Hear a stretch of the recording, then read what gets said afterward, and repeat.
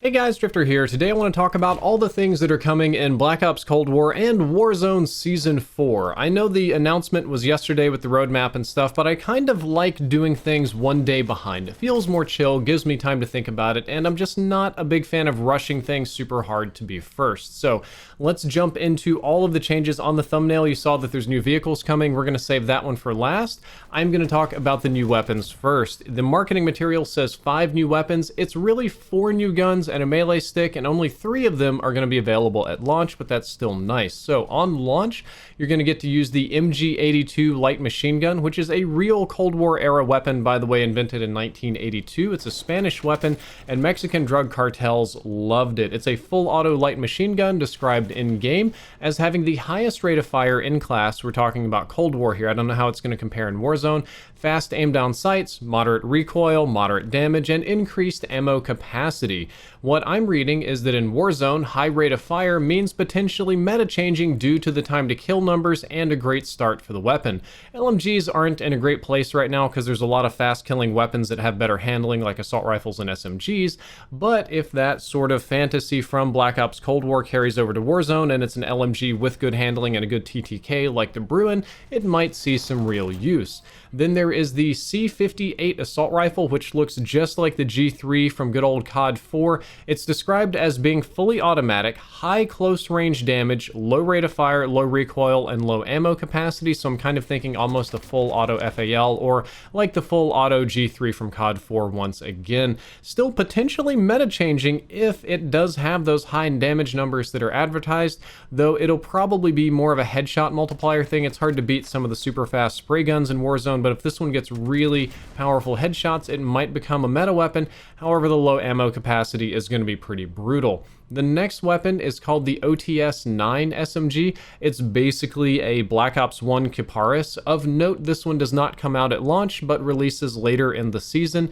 It is described as having both very high up-close damage and having a very high rate of fire, so I'm assuming it's going to be near top tier in terms of time to kill in Black Ops Cold War, which means that it should be fairly fast killing in Warzone as well. However, it also has very high recoil and a super small magazine of only 20 rounds, so depending on how much you boost it, I'm going to guess the biggest magazine's only 30, 35, maybe 38, something like that. I doubt we're even going to get up to 40 on this little submachine gun. Having a super fast time to kill is always a chance of a meta weapon, but given the high recoil and low ammo capacity, this almost looks like the submachine gun version of the AS Val. The AS Val has one of the fastest time to kills of anything in Warzone. It absolutely shreds people up close, but the biggest mag you can put on it is 30, the bullet velocity is terrible, and its usefulness is primarily cheesing people or being really nasty in solos because you rarely kill more than one person with it. The last full auto weapon is the nail gun. It is described as a full auto nail gun, man that's redundant, that shoots projectiles, i.e. nails at people, and I'm assuming this is sort of a reskin or re-release of the Black Ops 4 nail gun, which to be clear I didn't play with very much. I was kind of dipping out of Black Ops 4 when that weapon released, but we've had nail guns in COD games in the past, and I'm going to assume that this performs very similar to that one, and I'm also going to assume that it has very low bullet velocity. Because of that, it's going to be difficult to predict how it'll play in Warzone. Probably play just fine in Cold War, probably dump truck people with really high up close damage, but in Warzone I don't know how useful it's going to be with low bullet velocity. And then our fourth new weapon is just a melee weapon. It's a mace. It kind of, just goes bonk and hits people on the head.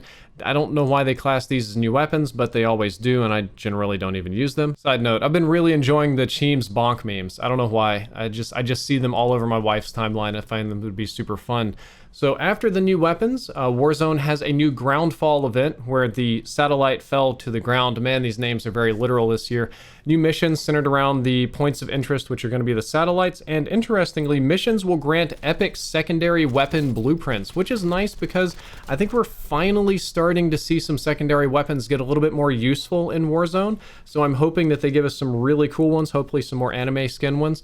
There are 3 new operators coming out: Jackal, Sala, and Weaver. Weaver apparently immediately after his injury, still with the eye patch on.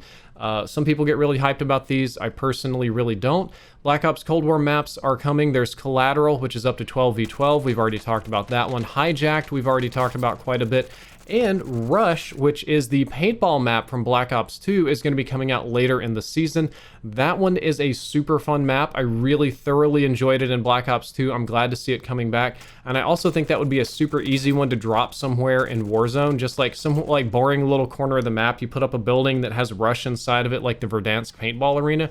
Could be super fun. Black Ops Cold War is getting new multiplayer modes, one in the chamber. Sorely missed that one, kind of fun. Capture the Flag, which I actually already thought was in the game because I just kind of assumed it was COD standard, but it isn't in the game. So it's coming back even though it's not exactly new. Then there's Satlink, which is another multi-team game. Plus, we're going to be getting the new score streak, the hand cannon, of course. We already talked quite a bit about that one, so I'm not going to waste your time. The zombies map is the Zoo, or Zombies. We've analyzed that as much as we can. However, they did announce that later in the season, you're going to get Mauer der Toten. Hopefully I'm saying that one correctly, and I believe that's the one with the train.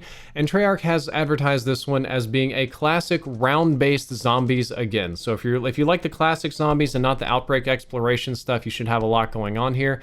And then let's talk about the last couple of changes in Warzone, most notably these new vehicles, because that's what I'm most excited about. Warzone is getting new points of interest like satellites, but they're also getting these weird red doors for which there isn't much information on right now. If you look at the marketing material on the blog and stuff, it's like it's redacted, it comes from redacted. When you open the door, redacted happens. When you go inside, you're teleported to redacted. So these might be like little teleporters that take you to bonus areas. I'm gonna guess zombies or something fun like that, but it is a nice addition to Warzone. I don't actually mind the sci-fi stuff coming to the map. Hopefully it's fun. Hijacked is coming to the Gulag, or a version of it, you know, with all the plywood and cardboard and stuff. And then finally, what was teased in the thumbnail, we're finally getting to it, ladies and gentlemen. I promised you, it is the new dirt bike vehicle in Warzone. I believe it's going to be the same dirt bike model and animation that got pulled in from Cold War. It is advertised as being the fastest vehicle in the game, so faster even than the ATVs. It's going to have much better handling, including the ability to do like a hard handbrake, like 180 turnaround. You're going to be able to change your positions in the air to do tricks with this, so hitting ramps should be a lot more fun. And I'm kind of getting vibes from like the old like PUBG dirt bikes, or maybe like the GTA dirt bikes that you can do a lot of crazy stuff with. The one thing they weren't very clear about is if you can shoot from them like the Cold War weapons. Now, I think the dirt bike would be insanely cool, or way cooler than whatever it's going to be, if you could drive around and like shoot your machine guns like this new OST-9 or like this little Kiparis SMG. If you could just drive by and hose people, even if it's just hip fire. Oh my god, it would be amazing. I thought that was a super fun feature from multi-team in Black Ops Cold War. It basically makes it where you can't go quite as fast and you can't turn very well, but you can shoot from your vehicle if you have a one-handed weapon, which is really cool. I'm hoping that we can do that, but since it's not advertised, I'm going to say probably not. I'm personally just going to try to do a whole bunch of dirt bike tricks and dirt bike C4s and kind of see what happens. That's really what I'm most excited about, as a goofy vehicle. Guys, that is all for the update. I will, of course, be playing this. I think it's, what, Thursday evening, super late when it all comes out. I'll be trying to get stats with all the other stats guys. I'll be trying to find the new best meta weapon, blah, blah, blah. Playing around with the dirt bike and generally having fun. So I hope that you're all on to watch and support me when we're doing that. If you enjoyed this video, don't forget to like, favorite, and subscribe. Drifter out.